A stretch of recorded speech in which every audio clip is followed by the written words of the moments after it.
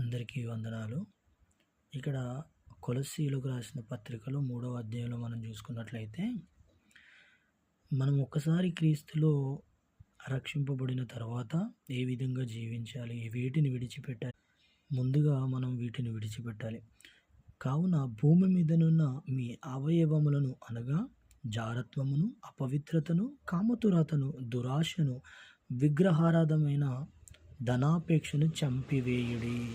వీటిని చంపివేసి మనలో ఉన్నటువంటి ఇలాంటి అపవిత్రమైనటువంటి దేవునికి విరుద్ధమైనటువంటి వాటిని విడిచిపెట్టి మన మనస్సు ఫస్ట్ దేన్ని వెతకాలంటే పైనున్న వాటి అందే కానీ భూ సంబంధమైన వాటి మీద మనస్సు పెట్టుకొనకుడి.